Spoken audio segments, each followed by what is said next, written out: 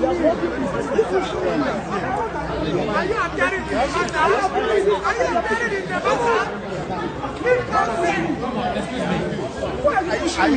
pushing you. You are pushing me. Your reaction on the Bring your mics down. The mother came up for. Bring your mics down. Thank you very much. The mother came up from here as you are aware. But he was the grandfather of the chief of veterans and on a conditions, part of which we are challenging before the court of appeal. So, I know that is in prison. No detention for 1 year. They cannot hold person detention for almost 1 year until now. They not to bring him to us. He has family. He has family. He has children that he's training in school. The children are not in school since 1 year until now. 4 kids like that. And if I told him sorry, I need his dead body. Let me go bury him well. Let me go bury him well. Yes. The children want to see the. We want to know. The home in Umuahia. I'm not there. I'm not there. Okay. But I mean, the situation now is that everybody is confused. Nobody, the government is saying it's not. But it's clear that everybody saw the army invaded his house. There's nobody should be confused. The truth of the matter that the Nigerian army invaded his house and there's a shooting and the whole world see it. So don't say that we're confused. We're not confused. You know the truth. Let the world know the truth. Boss, I don't want to say anything. I'm self-free. I need my husband. What I did 1 year now. If he did detention, bring him out of court to judge whatever he's for. That is his name. Nigeria Army. Nigeria Army of the hold him. When the party inside his room and took him away. This 1 year and dinner, not even bringing him to court or judge me if he killed someone or whatever he committed. He needs to be judged. Yes. This is the last year, August. I've not seen my husband with my 2 eyes with the kids. 4 kids and they are seeking every day, looking for their father. This is easy for me. For 1 year now. What do you say his name is? They say we'll judge him at Uyo. They said that the judges say he should be released within 24 hours. They say he should be released within 24 hours. It's 10. They have not bring him out. What's your husband's name? Sorry. What's your husband's name? My husband name is I the brother. Yes. So can you tell us what really happened? About it. The Nigeria DSS arrested him and charged him to court. And the court, in their own wisdom, said he has no case to answer and they said they should release him. Since then, they refused. And they arrested him since over 1 year plus. He's on their custody. In fact, the evidence that they have killed him. They have killed him. The DSS have killed him and they refuse to give him. No problem. I just want to see his dead body so that I can bury him well. He has family, he has kids. He has 4 children.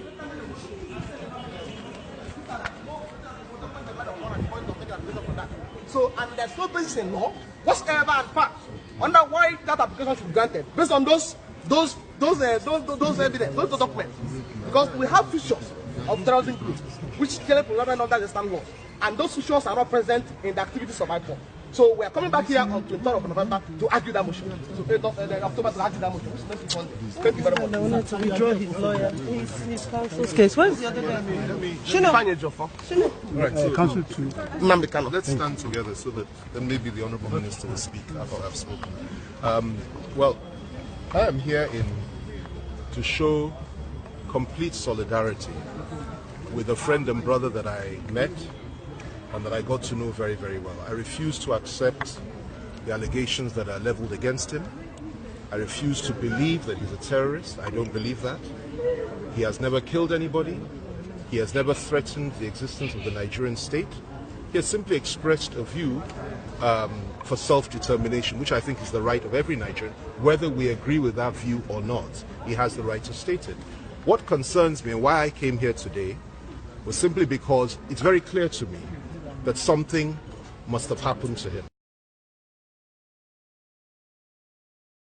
If it is that he's in the custody of the military, then they should let us know and then they should produce him.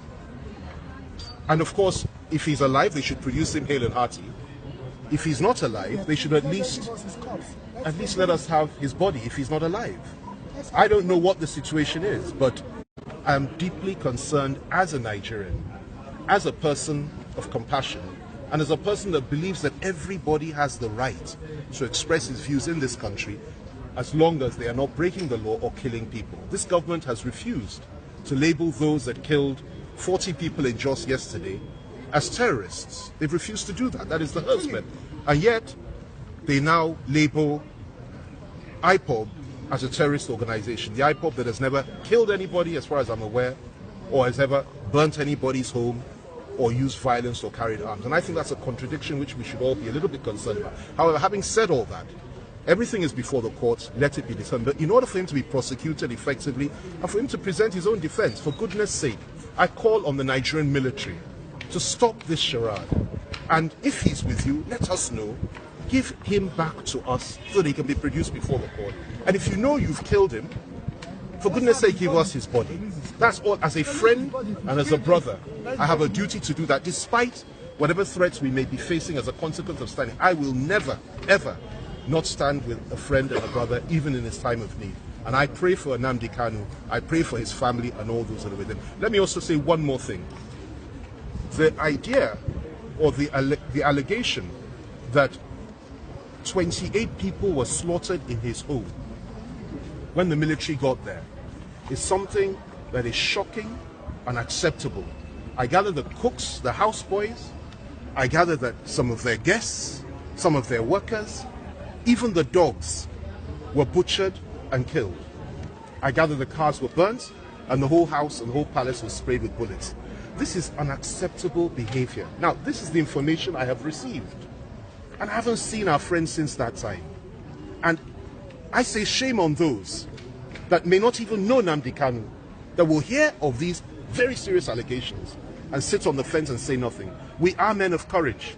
We are Nigerians, and we should be able to rise to the occasion when somebody's rights are violated in this way and people are murdered in their homes. They produce pictures, and yet the government acts as if it never happened. I say shame on them, and I say that it's time for us to stand up, and stand up for even the weakest in our society, and ensure that even they get justice. So that's why I'm here today. Thank you, sir. So can we also get your reaction?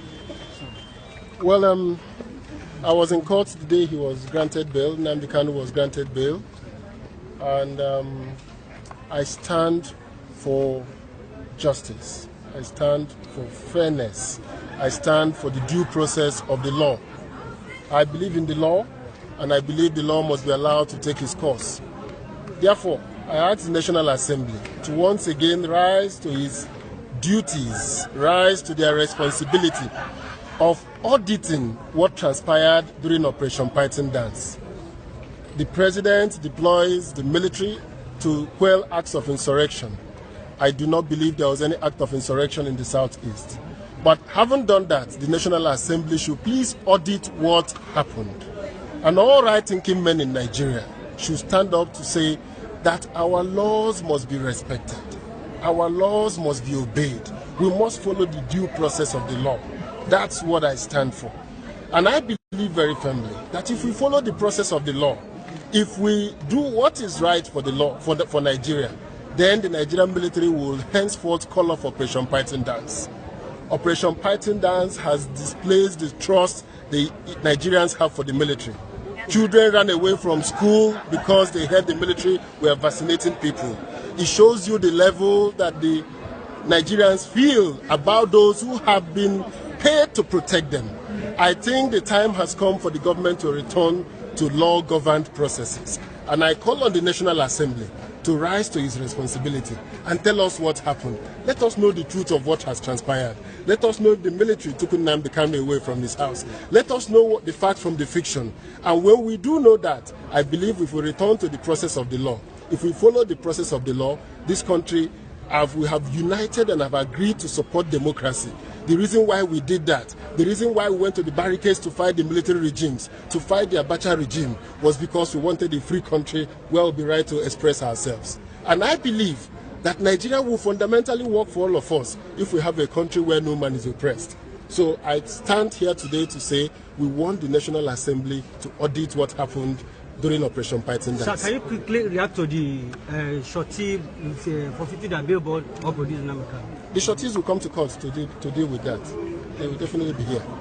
Thank you very much. Please, just a matter of request. It's okay. My name is Nnamdi Kanu. I'm a brother to Bride Chimeze Ishiwan. I travel all the way from Port Harcourt to Abuja here this morning to witness the proceedings of my brother. And among the 4 people that was detained with him, so I have not seen him among the 4 people that were detained. He is missing.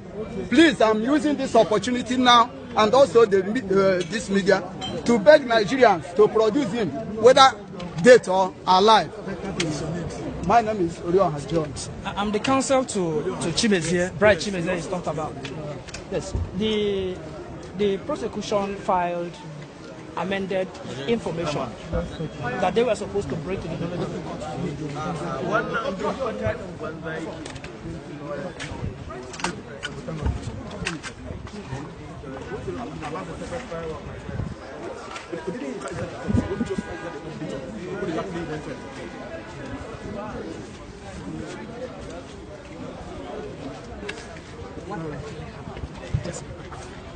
Well, actually, the matter is supposed to be coming up for hearing today. So, but the proceeding couldn't proceed, go on because of his absence in court. So, it's a matter of common knowledge that the military invaded his premises on the 14th day of September 2017 and they murdered about 28 persons there and wounded many, which is now in the public domain. So, and what we are asking for is nothing but for the military to produce them. And we have gone a step further by filing an application before the court to compel the chief of army staff to produce them before the court, so that the trial can go on. So, and that suit is coming up on the 2nd day of November 2017 for hearing. So, and the court was informed about his absence, though he actually, in line with the practice, asked the shorty to come and explain more. So, and we are hopeful that before the November 20th, the court must have heard our application, substantive suit, when we are asking for writ of habeas corpus, compelling the military to produce him before this court and make a decision one way or the other. So you believe that he's in the custody of the military? Certainly, certainly. Because I spoke last with him shortly before they entered again and entrance to his house, and that was my last conversation with him. I've not been able to establish any form of contact with him again. So, and the killed 28 persons, arrested many there. So they should be in a position to tell us where he is, because he was in the house when they got there. Thank you. But some reports are saying that he has traveled abroad. How can he travel abroad? These are people that barricaded the entire premises at the point they gain entrance. How can he travel? They know where he is. I'm telling you, in fact, that was actually informed our suit before this court, because it's not a case of accusing them orally. We have gone further than that. I told the chief of army staff, let him be on oath, let him file a response to what to file in court here. Let them be on oath and tell us he's not in their custody. Then we'll argue it before the court. So thank God the day has been given to that effect. So in the court, you made a strong statement. You don't know whether he is alive or dead. Very well, yeah, I told the court, of course. I don't know, because I spoke with him last on 14th of September. That was last time I had communication with him. I don't know whether my client is alive or dead. And what we are praying is simple. If they've killed him, let them avail us of his corpse, so they can give him a fitting burial. He's a prince. That has been said in many occasions. He's a prince. Then if he's alive, let them produce him before this court. Let me say this to you people. Under Section 173(2) sub B of the ACJA, there's no law that says that if in the course of Nnamdi Kanu enjoying his bail granted him by the court, that he cannot be arrested on account of any other offense committed. There's no law that says that. This court can even make another that he should be arrested upon appearing in this court. So why going to his house on that 14th of September if they have a genuine intention? If the intention was not to go and kill him. That's not my question. Thank you. They know they might have turned up today for hearing. They were waiting for him to come to court on 17th and simply pick him up. Thank you so much. Thank you so much. You're welcome. Thank you. We'll speak later. Thank you.